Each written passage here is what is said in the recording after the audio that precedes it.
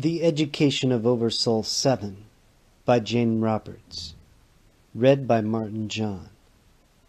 Chapter 11. Maha in the Land of the Speakers. Maha had never seen mosaics before. She stared at the courtyard's spectacular floor, gazed in marvel at the brilliant blue, green, and purple tiles that glittered in the afternoon sunshine. The multitudinous patterns almost made her dizzy. There were strange wiggly lines, odd shapes, circles and squares, all flowing one into the other. At one point, one shimmering blue fish-shaped flat stone fitted into a shining green one of a bird. But it was almost impossible to find the dividing line, so that before her eyes the fish turned into the bird. And the same with all the other patterns. The various representations were so fluid and bright that she hesitated to walk on them. Sumter went ahead, without looking down at all, though, so she followed docilely enough. Long shadows lay clearly over the tiles, cast by the towering sheer cliffs that surrounded the courtyard. "Sumtoa," Sumter said, waiting for her. She was growing used to him. He'd been her steady companion for the 2 days that she'd been separated from Rampa. "Sumtoa," he said again. She didn't have the slightest idea what the word itself meant, but his meaning was obvious from his gesture. He pointed at the cliff wall nearest them. She turned to look, and leapt back, startled. An image of a man was etched in the rock so cleverly that she thought him real for a moment. One arm close enough to brush her own. Like Sumter, he was giant-sized, dressed in a violet-colored robe, and like all the people she'd seen here, he had very light brown skin and blue eyes, flecked with orange. "Sumtoa," he said more slowly this time. She shook her head, saying in her own language, "I don't understand." He pointed again. Once more she turned to look. The entire cliff wall was painted with figures and drawings. Now she wondered how she could have missed them before. So craftily were these executed that it looked as if real people blended with the rocks, emerging from the crevices. "Kramotam," Sumter said, smiling. Maha shrugged, almost angrily. What did he want her to do? And where was Rampa? Every time she asked, Sumter answered with gestures and those words that she couldn't understand, but she deduced that Rampa was undergoing the same kind of experiences that she was, with someone else. "Why were Rampa and I separated?" she asked, but Sumter only smiled reassuringly. Then he pointed to his own ears, to hers, and to the image on the wall. He wanted her to listen to the painted-on man. Sumter shook his head, the robe's cowl moving just enough to show the straight black hair that fell to the nape of his neck. He took Maha's hand gently, so as not to frighten her, and ran her fingers lightly over the portions of the wall painting that she could reach. At first she recoiled with uneasy surprise. The oddest sensation began to spread through her fingertips, a tingling. Sumter just watched, encouragingly. Maha was caught between wonder and distrust. The lines of the painted figure were giving off sounds that somehow rushed through her hands. Utterly engrossed, she ran her fingers over the broad areas, and these produced a different sensation. The colors had something to do with it, too. Green made long ripples in her flesh, and then long lingering sound feelings. The figure's head and shoulders were too high for her to reach. Almost slyly, she sped up around and touched Sumter's robe. It was soft, but no sounds went singing through her fingers. He laughed kindly enough, but she felt that he was making fun of her, or perhaps had even anticipated her motion, or one like it. Her eyes darkened sullenly. Seeing her reaction, Sumter touched her robe, the brown one they'd given her, and shook his head with a mischievous shrug as if to say, "See, yours doesn't make any noise either." Her eyes cleared, but she watched him guardedly. She was under constant surveillance, but apparently she wasn't being restrained. She could look at the cliff walls, or not, as she chose. He wasn't forcing her to do so. No contest of wills was involved. Satisfied, she ran a few steps to the next drawing. A strange, large bird squatting on the ground, with people coming out of its open mouth or belly.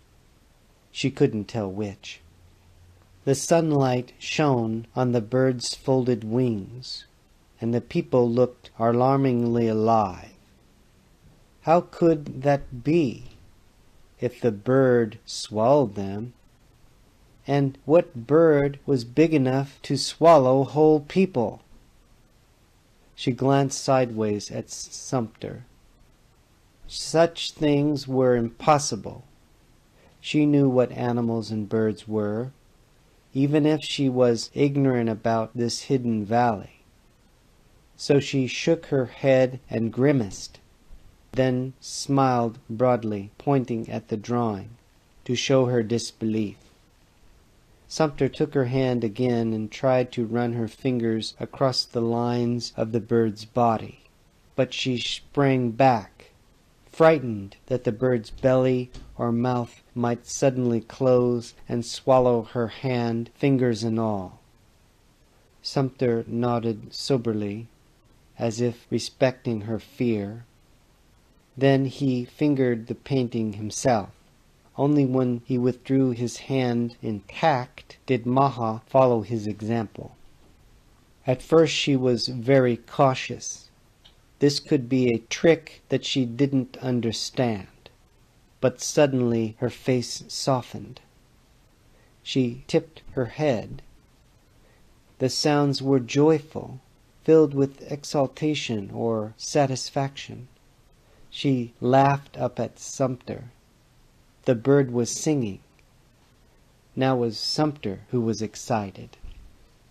She was forgetting herself in the enjoyment of new discoveries, as he'd hoped. She was feeling less trapped. He'd been appointed as her teacher, and she was learning quickly. But how much could she learn? What were her capacities? It was important that he encourage her just enough, without making her feel inferior, faced as she was with so many new experiences. He walked quickly to a small particular bright corner of the courtyard, without waiting for her, then stopped. Maha followed readily enough, dawdling along slightly to show that the decision to follow was her own. Good. He wanted to encourage her independence, at least when it wasn't just stubbornness. But she forgot everything else as she examined this corner of the wall. Here the drawings were particularly vivid, the colors alive and glowing.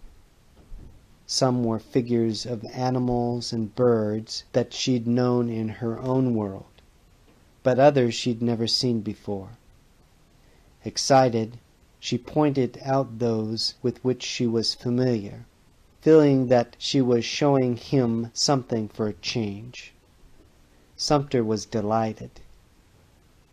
He waited for her to discover the writing, the simple one-word descriptions beneath.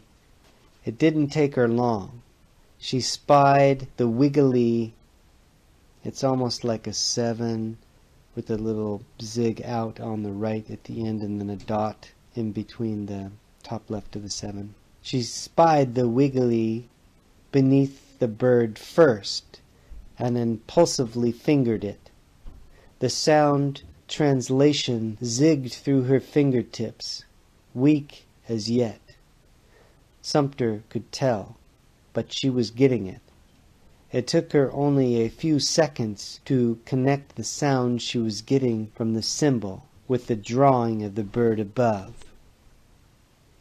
It would be a while before he could explain that the symbols were embossed with sound, not the drawings themselves, as in the earlier ones she'd seen, because if all the paintings identified themselves audibly, then there would be no built-in reason for pupils to learn the written characters.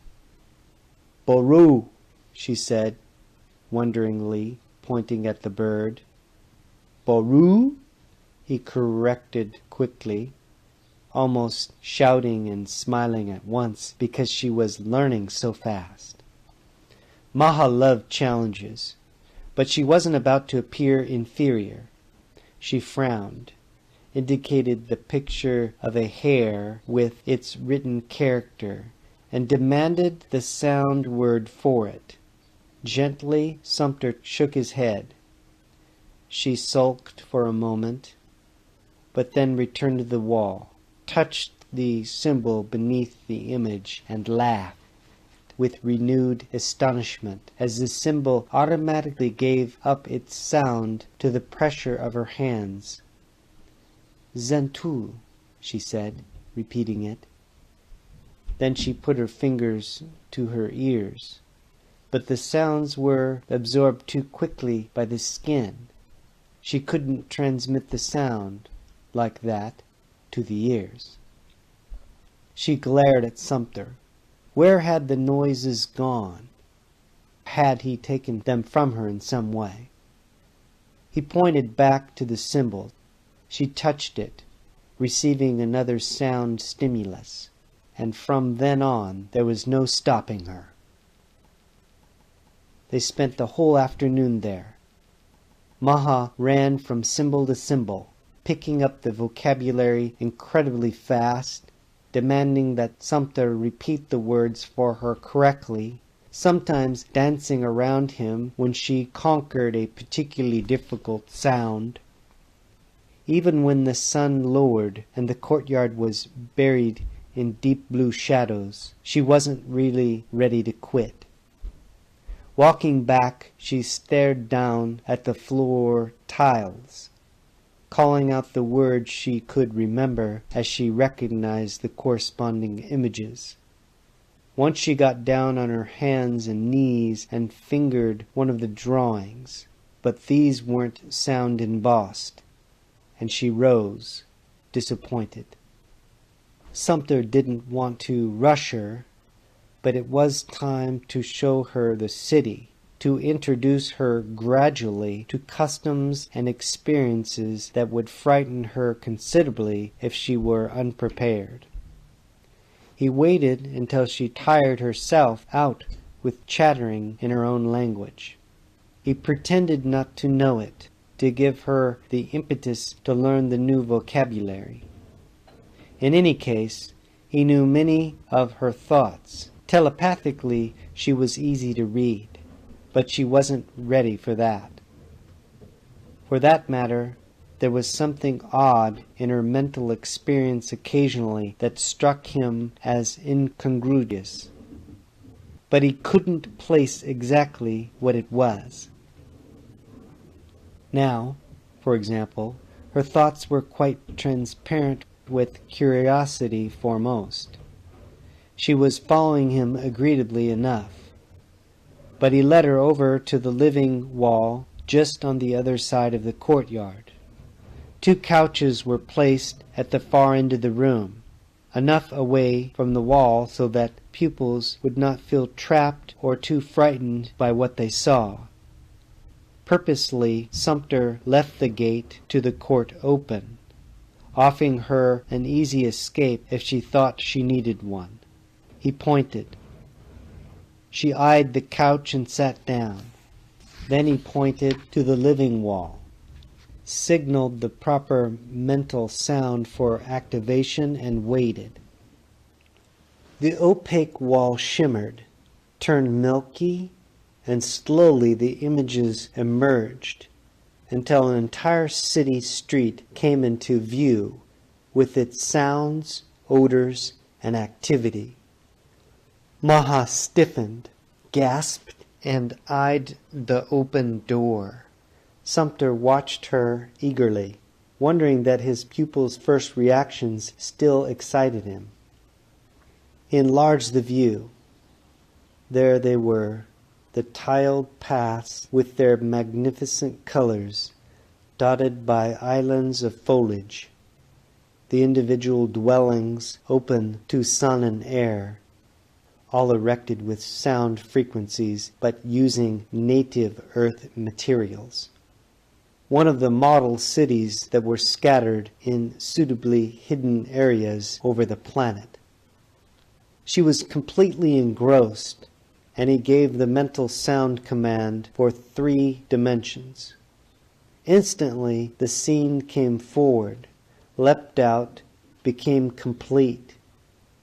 He looked quickly for her reaction, expecting that this final clarification might alarm her. Instead, the strangest smile lit up her face, oddly uncharacteristic, unlike any of her other expressions that he'd seen so far. "Of course," she cried, and jumped from the couch. Instant comprehension flooded her features, giving him the weirdest feeling that she understood something that he didn't, that the scene had a completely significant personal meaning for her that was impossible. The pupil's gateway to the city was to the left. He hadn't intended to introduce her to the city itself until they'd held several orientation periods, but she rushed to the gate and opened it before he realized what had happened. And why did she run to that one entry which she could not have known led to the city? It was OverSoul7 who inadvertently gasped through Maha's lips, and again impulsively rushed Maha to the city gateway. But Maha's astonishment at the view dislocated Seven's consciousness. She stood amazed, unable to speak. Her look of clear knowing vanished so completely that Sumter wondered if he'd imagined it, though he knew he hadn't. Instead, Maha just looked dazed and frightened. "And no wonder," Cypress would say later to Seven. Incredulous, Maha found herself staring at 3 huge triangular objects that towered into the sky. They seemed to have just grown up from the earth, isolated, not a part of any other structures such as mountains or cliffs. Yet they were made of rock, and she knew they were man-made. Broad at the base, they gradually narrowed to a peak top and were, she saw now, equipped with stairs. Around them, Sumter's giant-sized people looked like ants as they hurried about, engaged in too many activities for her to take in at once. Courtyards surrounded the structures, and a series of stone platforms dotted with all kinds of foliage. There were other buildings of various sizes facing several squares. Squinting, Maha suddenly let out a yelp of panic and disbelief. She pointed, trembling, at one of the foundations that had just caught her eye. Water shooting up from the ground, instead of coming down upon it like rain. Water running up from the earth instead of down from the sky? This terrified her above all else she'd seen. It was wrong, impossible, against all she knew of nature and the world. Appalled, she stood staring, oblivious to everything else. "Maha," Sumter said.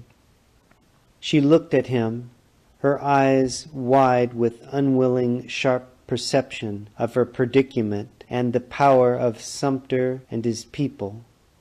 If they could reverse nature, make rain fall upside down, then she was obviously at their mercy. Sumter saw that recognition in her taunt face as she looked up at him, that grudging awe. But her glance also disclosed an instant intelligence that was shrewd and inventive. Despite it all, she wouldn't be browbeaten. Already she half shrugged, accepting her present position but somehow rising above it. She gave the fountains a sideways defiant look now, took a deep breath, and looked back at the view as if it was, after all, quite usual and nothing to get excited about. Sumter grinned approvingly, but behind his hand and with his head turned the other way. As Maha regained her composure, OverSoul7's consciousness came back to itself. He recognized the pyramids. But what else was there that eluded him? What knowledge had he forgotten? A great yearning possessed him. Maha suddenly ran forward, with obvious eagerness, straight brown hair flying, robe in disarray. She wasn't used to running with cloth whipping about her ankles. Several times the robe caught between her thighs, so that she lost her footing, but she regained it and went running on. Bewildered by her contradictory actions, Sumter followed. He mused, somewhat disgruntled, that he didn't have to worry about introducing her to new surroundings. She was leading him. Maha and Seven's consciousness were separate, yet bleed-throughs constantly occurred. Now Maha picked up Seven's surprising sense of familiarity with the people and the pyramids, which she suddenly understood were pyramids, and his excited urge to inspect them.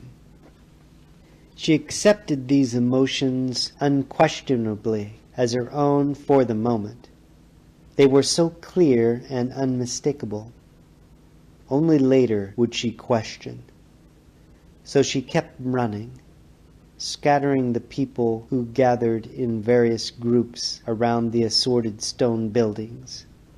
They looked at her curiously, her small size and darker skin instantly setting her apart. Then they went on with their activities as they saw Sumter, his violet robe marking him as a prominent speaker. And OverSoul7 felt an exhilaration and joy in Maha's body rhythm as she ran. He was acutely and pleasurably aware of the free integrity in her motion, the smoothly functioning nerves and muscles cooperating in the swift stride. For an instant he and Maha almost knew each other as separate while one.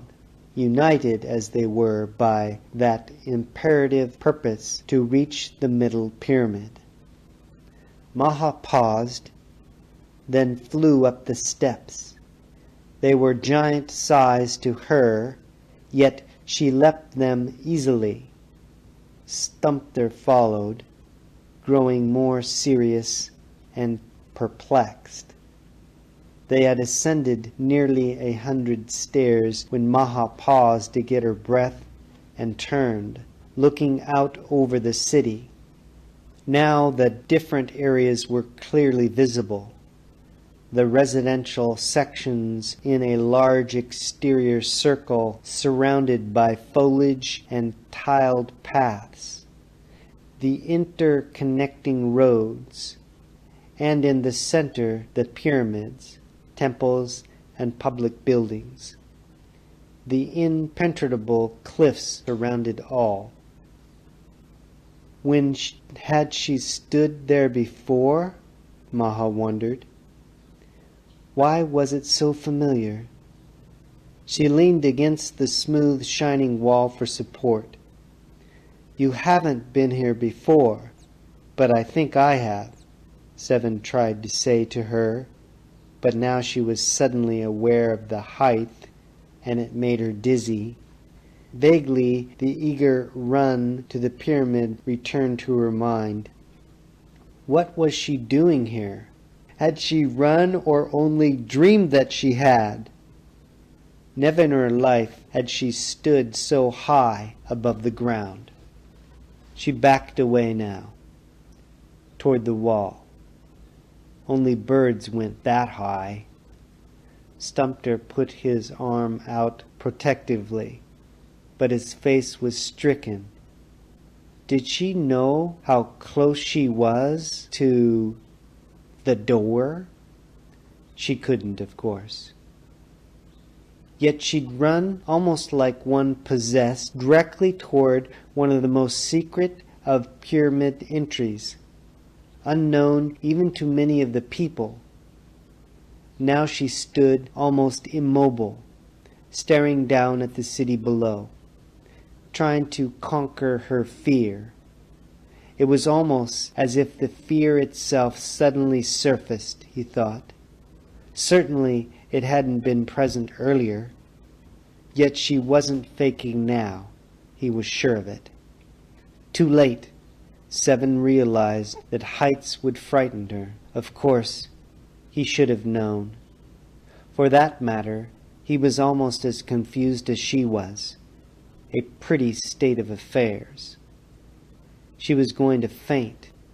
Quickly, Seven tried to take over for her, but she took one last terrified look down at the city and fell in a heap beside Sumpter. Sumpter picked her up gently and carried her down.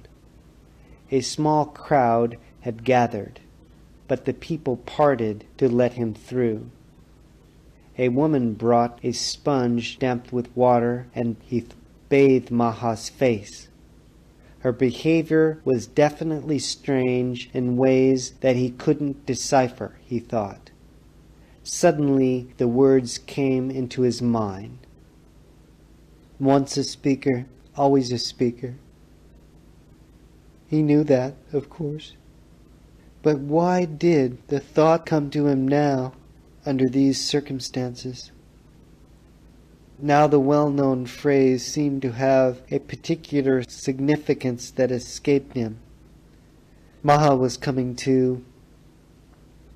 As she began to open her eyes, Sumpter was suddenly certain that she would end up before the tribunal, though why he couldn't say. In Chapter 11, Peace, Light, and Love, Aloha.